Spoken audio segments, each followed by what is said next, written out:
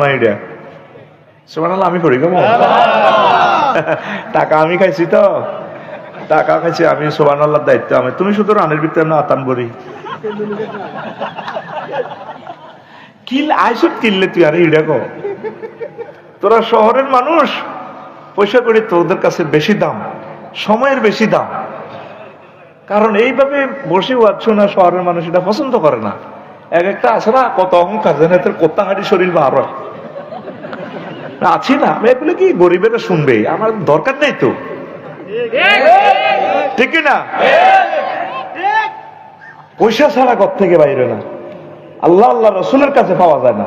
হুজুর আমার কাজ আছে, তাহলে এটা আকাম।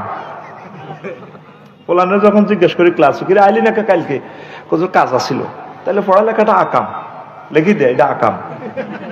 সব আকাম বেড়া, তাফসীর মাহফিলের কাজ হচ্ছে কাজ। তুই যেটি করস এটা 2 পয়সার দামও নাই আল্লাহর কাছে। আতুরা সামনে মহাসমারোহে, বলো সামনে মহাসমারোহে তাফসীরুল কোরআনের কাজ চলবে। এখন তো আর অনুমতি লাগে না, লাগে আগে জানোয়ারদের কাছে 16-17 জায়গা থেকে পারমিশন আনন্দ লাগতো। খবিশ আলেমদের সামনে দাঁড়াইয়া 20-30 মিনিট বক্তৃতা দেয়, আরো খবিশ আছে 50 মিনিট বক্তৃতা দেয়। বাংলাদেশে 4-5টা খবিশ আছে তাফসীর মাহফিলে, আমি নামগুলো বললাম না, 1-1.5 ঘন্টা হাতে বক্তৃতা দেয় তাফসীর মাহফিলে। খবিশ মানুন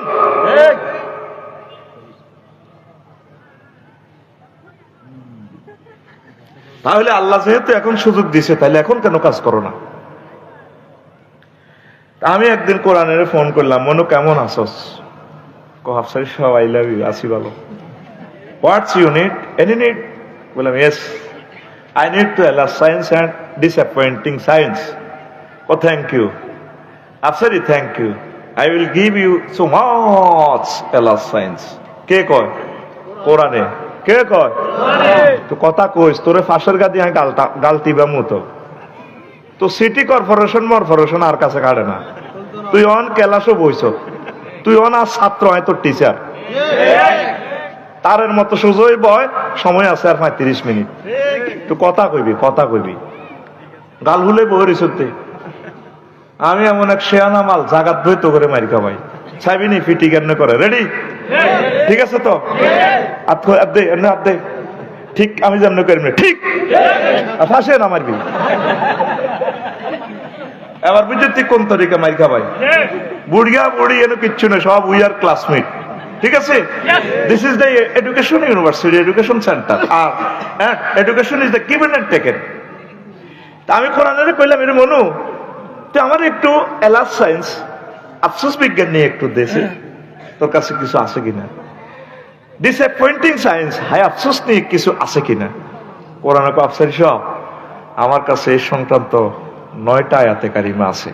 সমগ্র কোরআনে কারিম আমি ঘেটে ঘেটে আল্লাহ আমার যা এলিমেন্ট নূর দিয়েছেন, আমার নূর দিয়ে লেজার রশ্মি দিয়ে দিয়ে আমি বের করলাম 9টা আয়াত পেয়েছি মহাগ্রন্থ আল কোরআনে আফসোস নিয়ে। কি নিয়ে? এই 9 রকমের আফসোসের কথা বলে আমি চলে যাব ইনশাআল্লাহ। এরপর আমার প্রিয় ভাই, আমার কলিজার ভাই মুফতি মুবারক করিম আশরাফি ভাই কথা বলবেন, আলী আনসারী ভাই, মীর মোহাম্মদ আব্দুল ওয়াদুদ